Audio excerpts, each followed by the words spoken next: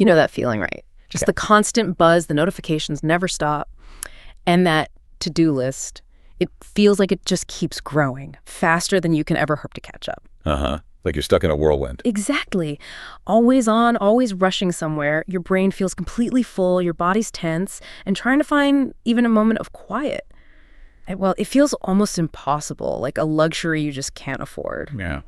So in the middle of all that noise, all that urgency, is real calm actually possible? I mean, is it just getting rid of stress, or is it something deeper we can actually build? That feeling you're talking about, that relentless pace, it's not just a feeling for so many people anymore. It's just daily life. Oh. And that question, is exactly what we wanted to dig into here. Okay. We pulled together a whole lot of interesting stuff for this. Deep dive articles, some cutting edge research, timeless philosophical ideas, perspectives from health experts, psychologists, lifestyle folks. They're all looking at finding stillness, finding calm, but from like really different angles. Right, like how it affects your body physically or how your mind gets so overwhelmed. Exactly. And even how your surroundings, your actual environment can subtly shift how you feel. It's fascinating. So our mission here for this deep dive is really to get beyond just the surface level stuff. We want to pull out the really potent nuggets, the practical knowledge, the surprising bits from all these different sources, and bring them straight to you. Mm-hmm. The idea is to give you some practical tools, a deeper understanding maybe, so you can actually start carving out those moments of peace, cultivate that stillness inside yourself, no matter how crazy busy the world feels outside. Absolutely. It's not really about escaping modern life, because let's face it, that's tough. It's more about building your capacity to navigate it all from a place that feels more grounded, more centered. Building your inner sanctuary. I like that. Yeah, kind of like that. Okay, so where do we start? Maybe with the physical body. Because like you said, this feeling of being stressed or swamped, it isn't just in your head, is it? It shows up physically. Oh, absolutely. Profoundly. The sources we looked at really hammer home this mind-body connection. And one of the most common ways stress shows up, often without us even noticing, is in how we breathe. Mm-hmm. When we're stressed or anxious or under pressure, our breathing tends to get really shallow and quick, often high up in the chest, right? Yeah, I do that. It's a natural part of the body's stress response, totally subconscious most of the time. But here's the really interesting bit, according to the research, that shallow breathing, it doesn't just happen when you're stressed. It actually makes the physical feeling of stress worse. Really? Yeah. It creates this negative feedback loop. So you feel stressed, right? Then you start breathing shallowly. And that physical state, the shallow breath, actually signals back to your brain, yep, danger, still stressed, which then makes you feel even more stressed and agitated. Whoa, that's a vicious cycle. So your body basically confirms the stress, kind of trapping you in it. And this all ties back to that ancient fight or flight system, doesn't it? Exactly. That system is brilliant. It evolved to save us from, actual physical threats. Yeah. Like a predator jumping out. Right. Gets the body ready for action, heart pounds, muscles tense up, senses go on high alert. But today, our predators are more likely to be deadlines or traffic or the constant pinging from our phones. Yeah. Endless noise, just the sheer amount of stuff coming at us. These modern stressors trigger that exact same fight or flight response. Your system gets flooded with stress hormones, adrenaline, cortisol. And if this system is switched on all the time, which it often is in our busy lives, it leads to that feeling of chronic tension, fatigue, being perpetually on alert. Okay, so if shallow breathing is both a symptom and a cause, or at least makes it worse, yeah, then working with the breath has got to be key, right? But beyond just, take a deep breath, what specific techniques did the sources suggest for quick relief?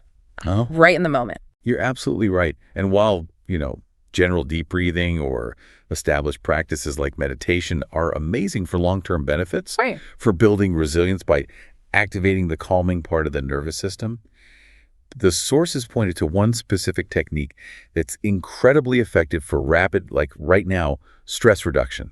Yeah, it's getting a lot of buzz in research circles. It's called the physiological sigh. Physiological sigh. Okay, sounds technical but intriguing. How does it work? Is it complicated? Not at all. That's the beauty of it. It's super simple. It's actually a pattern your body naturally uses sometimes without you even thinking about it. Like when you let out a big sigh after a stressful moment, or even sometimes when you're falling asleep. To do it on purpose, you take 2 quick inhales through your nose. The first one mostly fills your lungs. Then before you breathe out, you sneak in a second, shorter inhale right on top of the first, like a quick top up, really trying to expand your lungs fully. Okay, 2 inhales through the nose. Then you follow that with just one single, long, slow exhale through your mouth. Really let it all out. Mm.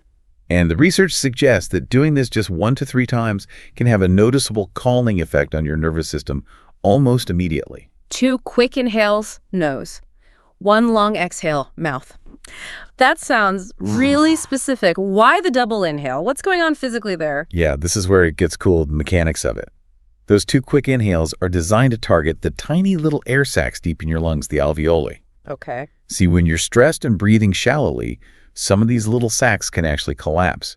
That double inhale, but really maximizing how much your lungs expand, helps to pop those collapsed sacs back open, which means you get better oxygen exchange. Oh, okay. But the really crucial part is that long exhale. Shallow breathing causes carbon dioxide to build up in your blood. Your brain senses this excess CO2, and that contributes to feeling agitated, panicky, sometimes even that air-hungry feeling. So that long, slow exhale rapidly gets rid of that excess carbon dioxide. And that quick drop in CO2, plus the better oxygen intake from the double inhale, sends this powerful signal to your brain. Okay, threat's over. Safe now. Wow. And that triggers a really fast shift towards your rest and digest system, the parasympathetic nervous system. Your heart rate slows down, and you get that immediate sense of calm watching over you. So it's not just like a symbolic sigh of relief. It's actually resetting your body's chemistry to signal safety. That makes it incredibly useful for those moments when stress just blindsides you, right? Like that horrible email lands, or you get sudden bad news, or just that wave of anxiety hits. Exactly. It's a tool you always have with you. No equipment needed. You can do it anywhere. Perfect for that real-time stress first aid when sitting down for a 20-minute meditation just isn't going to happen. It's like a quick, powerful physical hack for your mental state. Okay, that's super practical. Now, beyond just breath, the sources also mention movement practices, things like yoga and qigong. How did those physical disciplines help with finding calm, either right away or maybe building it up over time? Yeah, these are really profound practices because they deliberately weave together the body, the breath, and the mind. They create this kind of holistic path towards calm and balance. And practicing consistently, according to studies mentioned in the sources, can actually lead to healthier, more resilient stress responses overall. How so? Well, regular yoga practice, for instance, is shown to increase the activity of that parasympathetic nervous system, the calming branch we were just talking about. It promotes better autonomic balance over time, which basically means your system gets better at not jumping straight into stress mode, and it recovers faster when it does get triggered. Ah, so it builds your capacity to handle stress before it even feels overwhelming, like preloading your calm response. Precisely. It builds that inner resilience. And the sources also highlight how certain yoga poses, especially the restorative ones, think like child's pose, cat-cow stretches, legs up the wall pose, they actively help you relax by releasing physical tension that builds up from stress, and they naturally encourage slower, deeper, calming breaths. They basically invite your body to just soften. Makes sense. And Qigong, how does that work? Qigong works on a similar principle, really. It focuses on cultivating your internal energy, your qi, through these really gentle flowing movements combined with focused breathing and mindful intention.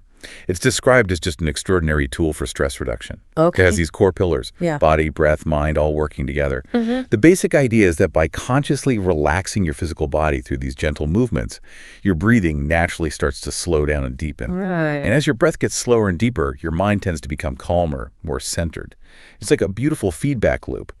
But going in the opposite direction of stress, body relaxes, breath slows, mind stills. So both yoga and Qigong offer these pathways to calm by starting with the body's physical state, which then influences the breath and ultimately the mind. Okay, section 1 gives us these really tangible physical tools. Now let's shift focus a bit more inward to the mind itself, because honestly, a huge part of that feeling of overwhelm definitely seems to start there. Oh, absolutely. The sources really dig into this experience of overwhelm, describing it as that feeling of just so much coming at you at once. It could be general life stuff piling up, or even something specific like creative overwhelm, when you have almost too many ideas fighting for attention. Yeah, I know that one. It's that feeling of being totally swamped. Like the incoming stuff, whether it's tasks or information, just exceeds your ability to deal with it calmly. Exactly. And there's this constant cultural pressure too, isn't there? This idea that being busy equals being important or productive. It's a really deeply ingrained belief. One writer we looked at put it beautifully, that stress is basically a disconnection, forgetting to breathe, and buying into the idea that everything is an emergency. Even when, if you step back, it's really not that critical. And that belief fuels this pervasive feeling that if you're constantly busy, you must be achieving more. But the sources really challenge that. They point out that historically, many cultures valued quiet contemplation, downtime. They seem to intuitively get that constant rushing isn't actually healthier or more sustainable or even truly more productive in the long haul. It feels like productivity because you're always doing something, but maybe you're just busy being busy. Right. Without real depth or focus behind it. Precisely. And your brain actually pays a pretty big price for that constant stimulation, that perceived need to multitask all the time. The sources really emphasize that your brain needs downtime. It's absolutely essential. Well, think about your phone, right? If you have way too many apps open, running in the background, it slows right down, maybe even crashes. Your brain is similar, just way more complex. When you're constantly switching tasks, checking notifications every 2 minutes, bombarding your brain with new stuff, you're basically stopping it from doing its crucial background work. Like what kind of work? Things like actually processing the information you've just taken in, consolidating bits of info into lasting memories. And this is key for anyone needing insight or solutions generating creative ideas. That doesn't happen when you're frantically switching focus. That reminds me of that study with rats in mazes, right? Didn't they find something similar? Yes, exactly. That's a perfect illustration from the sources. Scientists saw specific brain activity when rats were learning a new maze. But the really critical part, the actual processing of that info, the laying down of the memory of the maze, that didn't happen while they were actively running around. When did it happen? It happened during the breaks, when the rats were just resting. So if your brain is constantly dealing with new input, you interrupt that vital process of learning, memory-making, creative thinking. As one researcher put it, people might feel like they're refreshing themselves by scrolling social media or checking news, but they're often actually just fatiguing their mental resources even more. Wow. Like trying to refuel your car while you're still driving at full speed? Exactly. It just doesn't work. That's a huge perspective shift. Our supposed downtime checking feeds is often just more mental load, leading to deeper exhaustion and preventing real processing. And it gets worse.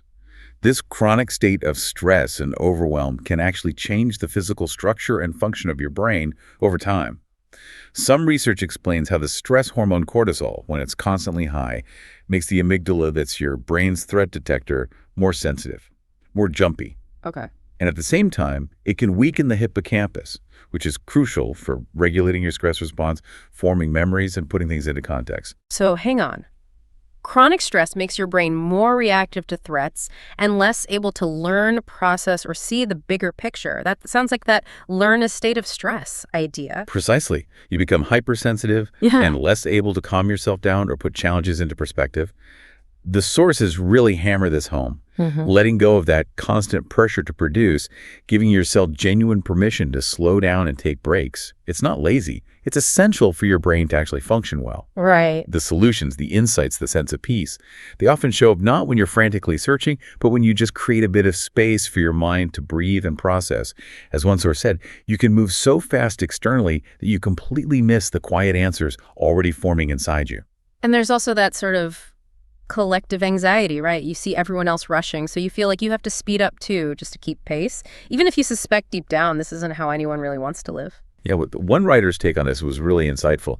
He suggested this constant busyness almost becomes a way to reassure ourselves, look how busy I am, my life must be important, I must be valuable. Yeah. But it's often this dynamic we kind of impose on each other through cultural norms and expectations. So giving yourself permission to slow down sometimes, to occasionally say no to things that aren't truly essential, to just be present without a specific goal. These are actually subtle but powerful acts of rebellion against that constant, often self-inflicted rush. And that leads us perfectly into the idea of presence. mindfulness. If the problem is this overwhelmed, constantly stimulated mind, then mindfulness seems like a really potent antidote. It's presented exactly like that. Mindfulness basically is the practice of intentionally paying attention to the present moment. Yeah. Fully aware, but without judging it. There's a common misconception that it's about emptying your mind, stopping all thoughts. It's really not. It's more about learning to observe your thoughts, your feelings, physical sensations, what's going on around you as they happen, without getting swept away by them or labeling them good or bad. Like watching clouds drift by. Exactly like that. You notice them, acknowledge them. There's a thought about my deadline. And then you let them pass without clinging to them or pushing them away. It sounds simple when you say it like that, but for a mind that's used to being busy, just being present can feel incredibly difficult. Oh, it absolutely takes practice. It's a skill like learning anything new. Your mind will wander out. That's just what minds do. The actual practice is gently noticing when it's wandered and then kindly guiding your attention back to whatever you chose to focus on, often the breath, without beating yourself up about it. But the benefits, even from just short bits of practice, are really well documented and quite compelling. Mindfulness is shown to help reduce stress and anxiety. It can boost creativity because your mind makes new connections when it's focused. It improves attention span, memory, concentration. It can even strengthen relationships because you're actually present with people. Yeah. And it helps manage symptoms of anxiety and depression. So for someone listening who feels completely swamped right now, thinking, great, one more thing I have to add to my list, where do they even start with mindfulness? That's a really common feeling. And the sources offer some simple, really accessible ways in. They emphasize it doesn't have to be an hour on a meditation cushion right away. You can weave it into things you already do. Like what? Like a basic practice is just focusing on your senses during routine stuff. Yeah. When you brush your teeth, really notice the feeling of the brush, the taste, the sound. When you're eating, pay attention to the texture, the smell, the flavor of each bite. Just small moments of intentional awareness. Another simple thing is just taking a few seconds, maybe between tasks, to notice what thoughts or feelings are present without getting involved in them. Then gently bring your attention back to the feeling of your breath. Even these tiny little moments, sometimes called micro breaks, if you do them throughout the day, they really add up. They have a significant positive effect on your nervous system, your mental state. It's just about taking tiny steps out of that autopilot mode we're often stuck in. I really loved that suggestion from Thich Nhat Hanh about imagining your phone ringing not as this urgent demand. Yes, but as a temple bell. Yeah. It's such a beautiful and practical way to reframe it, isn't it? Yeah. Instead of that usual jolt of stress or urgency you get from a notification, you train yourself to hear it as this gentle reminder, a temple bell prompting you to just pause, take one mindful breath, slow down for a second before you react. It turns a common stressor into a cue for calm. Exactly. It's about changing your relationship with the trigger, not necessarily eliminating the trigger itself. Okay, building on that idea of presence, the sources also talk a lot about emotional regulation. What exactly does that mean? Emotional regulation is basically your ability to intentionally influence your emotions, which ones you have, when you have them, how intense they feel, and how you express them. And it's really important to stress it is absolutely not about suppressing emotions or pretending you don't feel things. That usually backfires anyway. Right. It's more about developing the skills to navigate your inner emotional world more effectively, more healthily. Sure. It's a critical skill, not just for finding your own calm, but for handling relationships well and making choices that align with what you actually value in the long run. And crucially, this is something that can be learned. It's not just like some people are naturally calm and others aren't. Exactly. Right. While, yeah, some people might seem more naturally even-keeled, often they've either consciously learned or maybe just instinctively use effective coping and regulation strategies. The sources are really clear. Emotional self-regulation is a dynamic set of skills you can develop over time with practice and awareness. Okay, so what are some of those core skills? The sources outline several fundamental ones. First, and maybe most immediate, is creating space. Emotions can hit really fast, like a wave crashing over you. The skill here is learning to just pause, even for a split second, take a breath, and slow down that automatic reaction that usually happens between the trigger and your habitual response. That tiny pause gives you room to choose. Okay, pause. What's next? Second is noticing. This means getting really aware of what you're feeling, not just naming it in your head, but tuning into the actual physical sensations in your body. Where do you feel it? Is your stomach churning? Yeah. Heart racing? shoulders tight, your body gives you vital clues about your emotional state. And sometimes, just noticing these physical feelings can even take the edge off the emotion itself by shifting your focus. Third is naming. Trying to put a specific label on the emotion or maybe emotions you're experiencing. Is it anger, sadness, fear, frustration, disappointment? The sources point out that often we feel multiple things at once, and sometimes a surface emotion, like anger, might be covering up something deeper, like fear or hurt. Getting specific helps you understand what's really going on underneath. Okay, space, noticing, naming. Fourth is accepting. This is huge. It's about recognizing that emotions, even the really difficult, uncomfortable ones, are just a normal, valid part of being human. This involves practicing self-compassion, giving yourself some grace. Instead of judging yourself, ugh, I shouldn't feel so angry, you learn to just acknowledge the feeling without fighting it. Okay, anger is here right now. This reduces all that extra suffering we cause ourselves by judging our own feelings. That makes sense. What else? Fifth is mindfulness, which we just talked about, but it's foundational here too. Being present helps you see emotions as temporary states passing through, rather than feeling completely consumed by them. And sixth, acting on values. This is about making conscious choices about how you respond to your emotions and the situations that trigger them, in ways that line up with what's genuinely important to you in the bigger picture. This ties into that idea of emotional agility, being able to navigate your feelings in a way that serves your values, rather than being controlled by them. Okay, those sound like the building blocks. Are there more like practical strategies someone can use day to day once they start working on these core skills? Definitely. The sources offer several practical tips for managing emotions in the moment. One big one is to identify your triggers. Start looking for patterns. What specific situations, people, or even internal thoughts consistently set off strong emotional reactions for you. Okay. Often these triggers are linked to deeper stuff, maybe unconscious insecurities or core beliefs about yourself. Digging into why a certain thing pushes your buttons can be really insightful and actually lessen its power over time. Like if criticism makes you feel intense shame, maybe understanding its link to a fear of not being good enough helps you address the root. That makes sense. What else? Another is to tune into your physical state beyond just noticing the sensations. Recognize how basic things like being hungry, tired, sick, or sleep-deprived can massively amplify your emotional reactions. Sometimes just addressing those basic needs, grabbing a snack, taking a quick nap, resting can make managing the emotion itself much easier. You're just less equipped to handle emotional storms when your body's running on empty. So true. Hanger is real. Totally. Another crucial one is to question your story. When things are unclear, our minds rush to fill in the blanks, right? We create narratives. Someone doesn't text back immediately, and your story might be, they're mad at me. The sources suggest pausing and asking, what else could be true? Maybe they're just busy. Maybe their phone died. They also mention that simple just like me technique. When someone's driving you nuts, silently remind yourself, this person is human with struggles, flaws, and insecurities just like me. It can really foster empathy and dial down irritation. I like that. Also, engage in positive self-talk. When you're feeling overwhelmed by negative emotions, that inner critic can get really loud. The sources suggest intentionally countering that negative chatter, I always mess up, with more balanced, kind, and realistic statements. Okay, that didn't go as planned, but I tried, or this is tough, but I can handle it. It's not about pretending everything's perfect, but actively shifting a harmful internal narrative. And fundamentally, recognize you have a choice in how to respond. This is key to regulation. Between the feeling, like anger, and the action, like yelling, there's a space. You can choose your response. Instead of anger automatically leading to lashing out, you can practice just stating, I feel angry right now. Acknowledge the feeling without letting it dictate your actions. And finally, intentionally look for positive emotions. Our brains are kind of wired for negativity. We notice threats and problems more easily. So we often overlook the quieter good feelings, contentment, gratitude, appreciation, simple joy.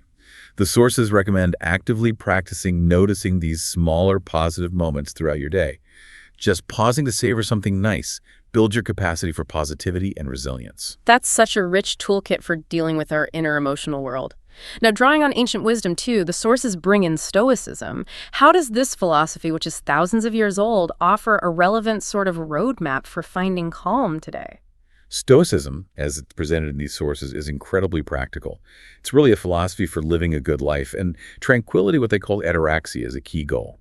A huge part of it is what's called the dichotomy of control. It's the idea that real peace comes from clearly understanding what's within your control, basically. Yeah. Your own thoughts, judgments, desires, actions, and what is not in your control, which is pretty much everything else. External events, what other people think, your health sometimes, your reputation, the weather, you name it. Right. The whole focus is on managing your internal world, aligning your will with reality, rather than constantly trying to force the external world to match your preferences. It's about adjusting your expectations of life and changing yourself in response to things instead of trying to control everything out there, which is exhausting and usually futile. That's a pretty radical shift for most of us, I think. We spend so much energy trying to control outcomes or change other people. It really is. The Stoics advocated for a kind of fatalistic attitude towards external events, not meaning passive resignation like giving up, but recognizing that while you should act with good intention and effort, the results aren't guaranteed. One Stoic used the analogy of being an actor in a play. You play the role you're given to the absolute best of your ability, whatever that role is. But you don't get to choose the script, you don't get to write the plot twists, you just accept what comes your way and focus on responding virtuously with character. Stoicism also involves actively building mental resilience through specific practices. One is practicing self-denial, like intentionally going without certain comforts sometimes. Not to punish yourself, but to strengthen your willpower and realize you can actually be content with less, which paradoxically makes you feel freer and appreciate what you do have more. Another really powerful technique is called negative visualization. This means regularly thinking about the possibility of losing things you value, possessions, relationships, health, even your life. That sounds kind of depressing. It might sound morbid at first glance, Yeah. but the goal isn't to make you anxious. It's actually meant to cultivate gratitude for what you have right now and to develop a healthy sense of detachment. So when life inevitably throws challenges or losses your way, you're less shocked, better prepared emotionally, because you've already considered the possibility. Ah, okay. Less shock, more acceptance. Exactly. And another key Stoic, Seneca, recommended daily reflection, taking time at the end of each day to just review your actions, your thoughts, your reactions. How did you handle things? Could you have responded more wisely, more in line with your principles? It builds self-awareness and helps you learn from your day. These feel like really active ways to train your mind, not just passive acceptance. Yeah. What about dealing with difficult people? That's such a common source of stress for everyone. How did the Stoics approach that? They had some very practical and sometimes kind of funny advice. It all comes back to that core principle. Focus only on what you can control, which is your reaction. So when someone's really annoying you, Marcus Aurelius suggested pausing to remember that somewhere, someone probably finds you annoying too. Huh. Okay, that puts things in perspective. Right. A little humility. Right. He also made the blunt point that someone else's bad behavior, no matter how irritating, ultimately only harms you if you choose to let it. Your anger, your frustration that's self-inflicted, it hurts your own inner peace far more than their actions hurt them. So letting their behavior hijack your emotional state means you're basically giving away your own inner freedom. Exactly. For the Stoics, maintaining that inner freedom, not being jerked around by external opinions or events, was everything. They even had specific tips for handling insults. Instead of getting defensive or angry, you could try humor. Or you could question whether the insulter actually knows what they're talking about. Often, insults reveal more about them anyway. Or you could simply choose to ignore it completely. Not reacting to an insult, especially a petty one, was seen as a sign of real strength. It showed you were indifferent to external validation when it didn't serve a purpose. It demonstrated your inner stability. Okay. And what about really strong emotions like anger itself? Did they have techniques for managing that in the moment? Seneca did. He gave some very practical, almost physical advice that actually lines up really well with modern understanding. To stop anger from taking over, he suggested deliberately slowing down your physical pace, consciously softening your tone of voice, and intentionally relaxing the muscles in your face. Ah, so changing the physical can change the mental. Precisely. It's a direct, physical way to interrupt how anger shows up in the body. The tense muscles, loud voice, flushed face, and disrupting the physical manifestation can help disrupt the mental state itself. It ties right back to that mind-body connection we started with. Changing your physical state can influence your emotional state, helping you hang on to that crucial inner freedom. It's pretty amazing how relevant these ancient ideas still feel. Okay, so we've looked at the body, the mind, emotions. Now let's shift to our external world. How can our environment, our daily lifestyle choices, support this quest for inner stillness? Yeah, this is where we look at intentionally shaping the external stuff we actually can influence. And the sources really circle back to this idea that slowing down isn't about achieving less. It's about doing things more intentionally, more sustainably. One source put it as finding a way to do more without compromising the needs of your soul. It's about effectiveness and depth, not just raw speed. Doing more meaningfully, maybe? Mhm. Or more effectively? Exactly. And absolutely critical to this is building in breaks. Mm. Not just waiting until you crash from exhaustion, but making intentional pauses a regular part of your day, your rhythm. Oh, okay. The Pomodoro technique gets mentioned, timed work sessions with short breaks in between. That's a structured way. Mm-hmm. But even more frequent, shorter micro breaks are incredibly powerful. Just stepping out of that stream of doingness for like 30 seconds or a minute, close your eyes, do a physiological sigh or two, stretch. These tiny resets stop stress and fatigue from just building up and up. Another practice suggested is doing mundane tasks mindfully and slowly, like making your tea or eating lunch or even just walking from one meeting to the next. By deliberately slowing down and paying attention during these simple actions, you become more aware of your usual internal rush and you create these little pockets of presence in your day. And for those huge, overwhelming tasks that feel paralyzing, the advice is simple but effective. Get everything that's swirling in your head down on paper or into a list. Then break it down into the absolute smallest single manageable steps you can think of.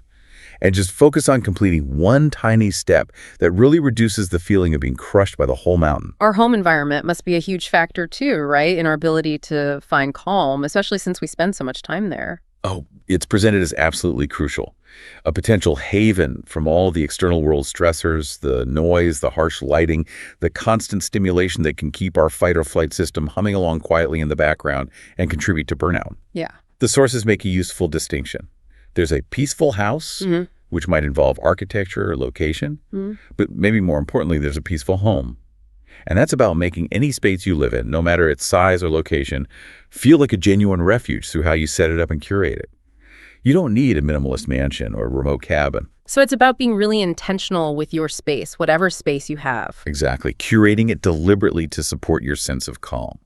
And the sources offer some really practical, sensory-based tips for doing this. They're more than just decoration, right? They clean the air, reduce smells, and just visually connect us back to nature, which tends to promote calm. Smell has that incredibly direct line to the emotional centers of our brain. So scented candles, diffusers, natural scents like citrus, woody smells, florals, they're specifically mentioned as influencing mood and triggering calm responses. Even just the sound of a crackling wooden wick candle can be soothing. What you put on your walls matters. Choosing art that evokes peace or positive feelings definitely contributes to the overall vibe. This involves thinking about things like color blues, greens, soft neutrals often feel calmer. Or maybe using some principles from Feng Shui, even loosely, just to create harmony. It also means focusing on creating small, dedicated, peaceful spots, like a comfy reading chair in a corner, or just making your nightstand feel really calming. The main idea is to just kind of audit your space consciously. What feels jarring or stressful, what colors, textures, objects actually bring you a sense of peace, and then intentionally bring in more of those peaceful elements, maybe bringing nature inside with specific plants like lavender, or choosing soft, calming textures like cotton or wood, making your space feel like a sanctuary. That feels like a really powerful way to make your environment work with you in finding stillness. And speaking of environments, we definitely have to talk about our digital one. Oh boy, yes. This comes up again and again as just a massive source of modern overwhelm. The sources are really clear. That constant digital connection, the never-ending stream of notifications, the endless scroll through perfectly curated lives, that feeling you have to be available 24/7, it contributes hugely to stress, anxiety, social comparison, and just feeling disconnected from your actual life right here, right now. It's literally designed to hook us, isn't it? To keep us checking for the next hit of dopamine. It absolutely is, and resisting that pull is a major, major challenge. So a digital detox is presented not just as some trendy thing, but for many people, almost a necessary step for reclaiming mental space and calm. And the benefits listed are pretty compelling. Less stress and anxiety, obviously, much better mental clarity and focus because your brain isn't constantly task-switching, reconnecting with real life and the richness of the present moment, significantly better sleep, getting away from that blue light before bed, and just freeing up time and energy for actual self-care. Okay, but a full digital detox sounds pretty daunting for a lot of people. How can someone approach that realistically in today's world? Yeah, totally understandable. The sources offer practical steps to make it less overwhelming. First, set clear intentions. Know why you're doing it. Is it mainly for stress, better sleep, more time for hobbies? Having a clear why makes it easier to follow through. Second, define your time frame. Start small. Maybe it's just turning things off for a few hours on a Saturday, or one evening completely tech-free. Or try a weekend. You don't have to go cold turkey for a month right off the bat. Third, identify your digital triggers. Which apps, websites, or notification types suck up the most time and energy and leave you feeling drained or anxious afterwards? Knowing your main culprits helps you set specific boundaries. And fourth, probably the most important, replace screen time with healthy alternatives. Don't just leave a void. Fill that time intentionally. Go for a walk. Do some real self-care, like take a bath or journal. Work on a creative project. Spend quality. Focus time with people you care about. Read an actual book. Or just sit quietly for a bit. And hey, if a full detox just isn't practical right now because of work or whatever, the sources suggest you can still make a big difference by consciously curating your online experience. Unfollow accounts that make you feel bad. Filter your news intake to avoid constant negativity.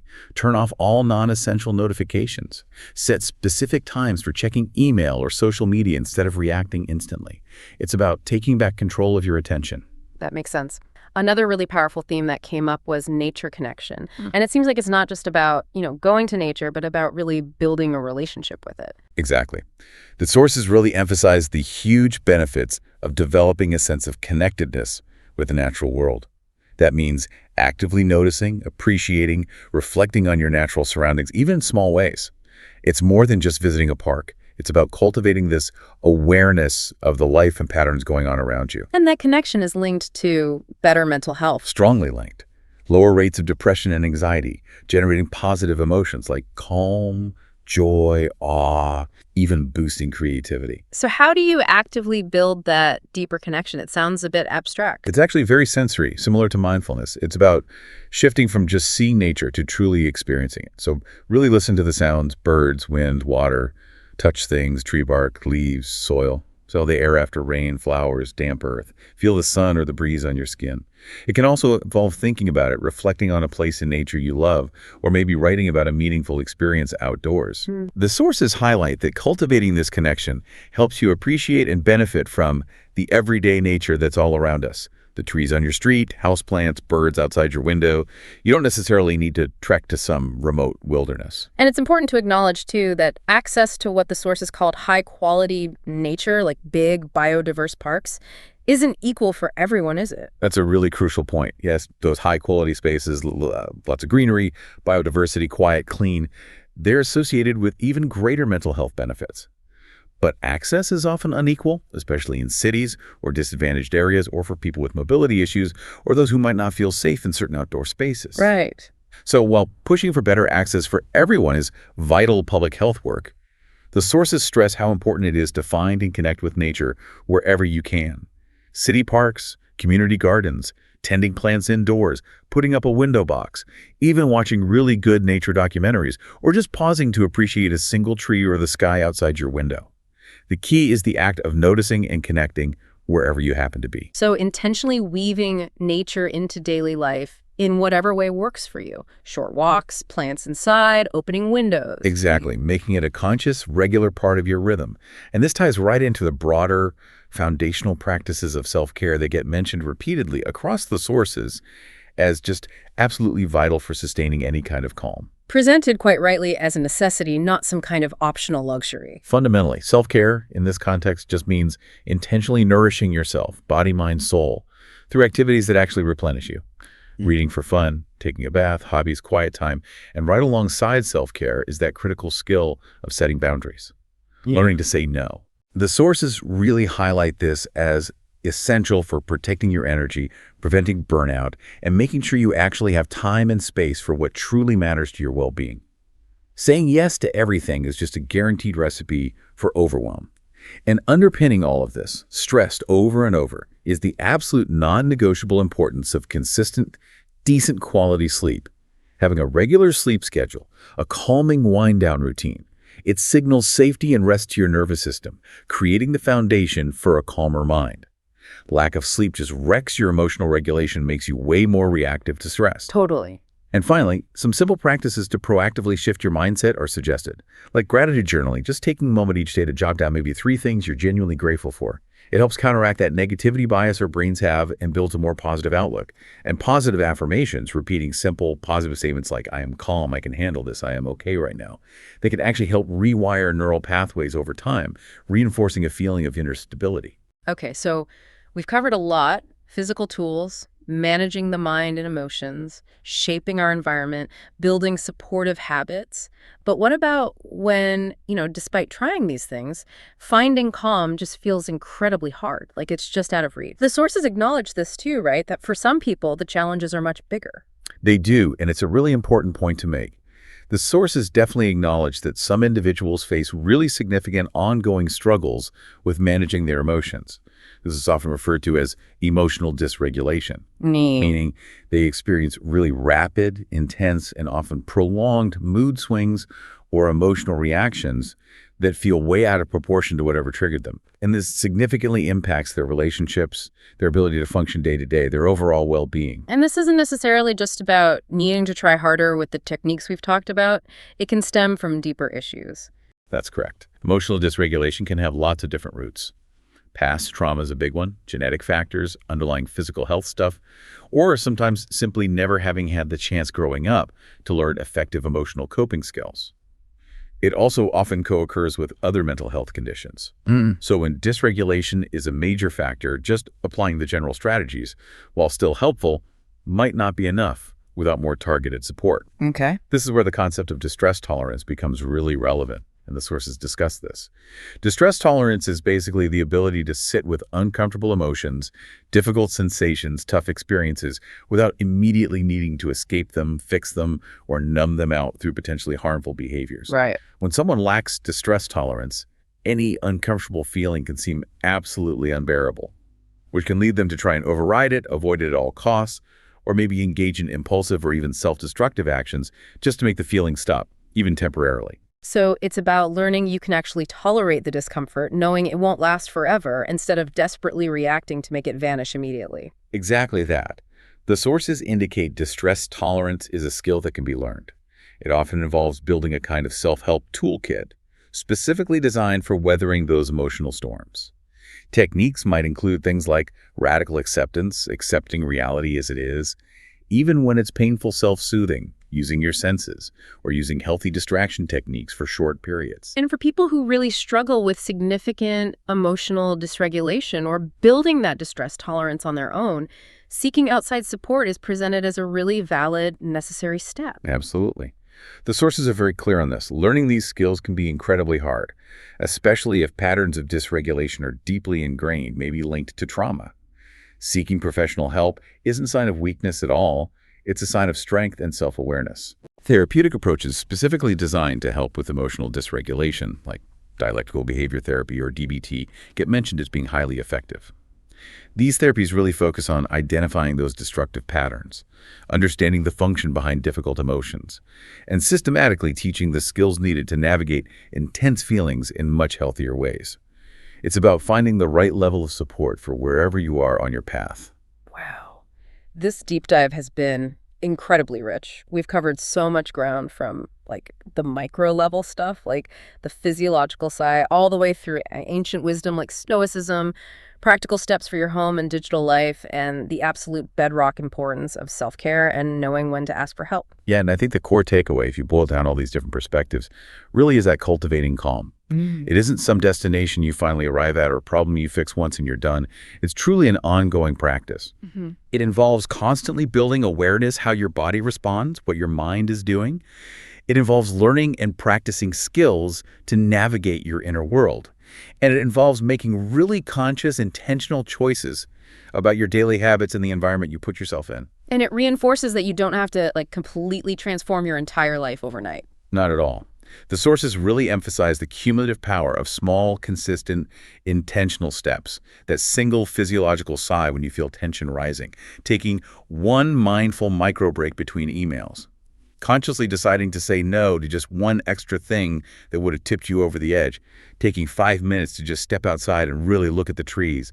These small actions, when you repeat them, they build resilience. They create little pockets of stillness. It's about making those conscious choices, right? Moment by moment, day by day, choosing to prioritize your inner peace, your well-being, rather than just getting swept along by all the external chaos. You absolutely can create moments, create spaces of stillness within yourself, even when the world outside feels nonstop, loud, demanding. It takes awareness, it takes intention, it takes practice.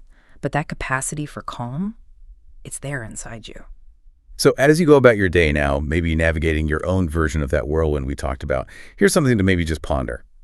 If the world around us only seems destined to get louder faster, what does it truly mean for you personally to find genuine, sustainable quiet within yourself? And building on everything we've explored today, what single small step could you take, maybe even today, to start cultivating just a little bit more of that stillness? Something to think about.